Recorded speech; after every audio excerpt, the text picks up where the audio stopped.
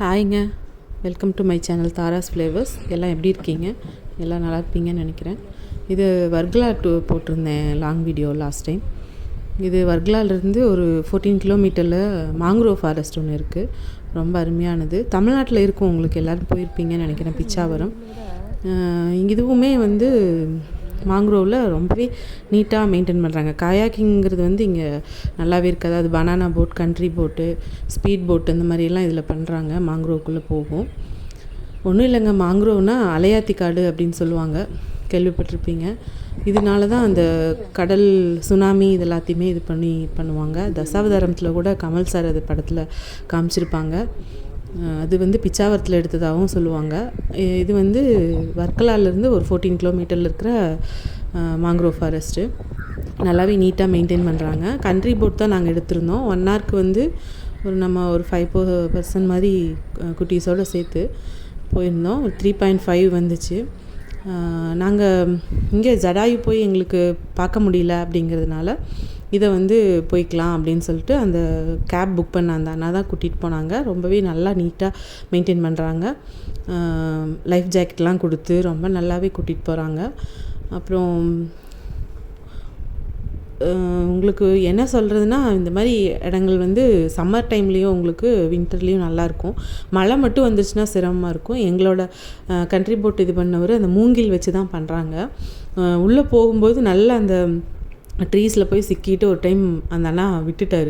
எல்லாத்துக்கும் அள்ளு விட்டுருச்சு. குழந்தைங்க வேறு இருக்காங்கன்னு சொல்லிட்டு கூட அவரோட ஃப்ரெண்டெல்லாம் டென்ஷனே ஆகிட்டாங்க. ஆனால் அவங்களுக்கு அதெல்லாம் பழக்கம் இருக்கிறதுனால அவங்க நார்மலாக எடுத்துக்கிட்டு அவர் அந்த அண்ணா ஓட்டினார். ஆனால் ரொம்ப அருமையாக அந்த இடத்த சீனரிஸ் பார்த்துட்டு போகிறதுக்கு ஃபுல்லாக க்ரீனஸாக இருக்கிறது இதெல்லாமே நல்லாயிருக்கு. நாங்கள் பிச்சாவரத்தில் போயிருக்கோம்.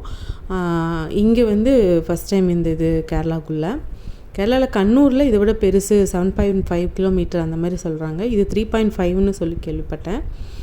ரொம்பவே நீட்டாகவும் இருக்குது, நல்லாவும் இருக்குங்க. நிறைய பேர் ஸ்பீட் போட்டில் போகிறாங்க. கண்ட்ரி போட் கொஞ்சம் ரொம்ப ஸ்லோவாக தான் போகும்.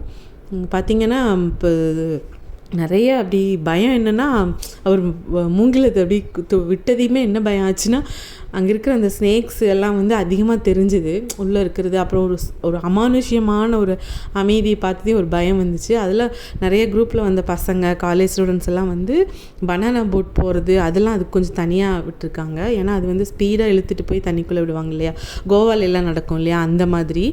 இது நம்ம கண்ட்ரி போட் எடுத்தோம்னா கொஞ்சம் லேட்டு தான் அங்கே ஆகும். 1 ஹவருக்கு நம்ம வாங்கினோம்னாலுமே 2 ஹவர்ஸ் ஆயிரும் திரும்பி வர்றதுக்கு.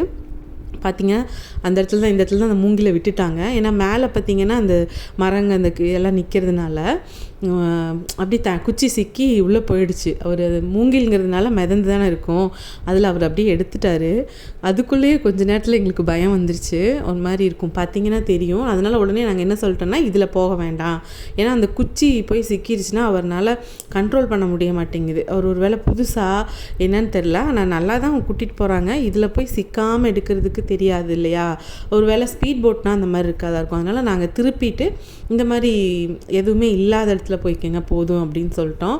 அப்புறம் நாங்கள் 2 ஹவர்ஸ் அப்படின்னு சொல்லிட்டு கேட்டிருந்தாலுமே 1 ஹவரில் திரும்பி வந்துட்டோம். ஏன்னா கண்ட்ரி போட் ரொம்ப ஒரு கொஞ்சம் நேரத்தில் போர் அடிச்சிருச்சுன்னு தான் சொல்லணும். இந்த வீடியோ பிடிச்சிருந்தா லைக் பண்ணுங்கள், ஷேர் பண்ணுங்கள், கமெண்ட் பண்ணுங்கள்.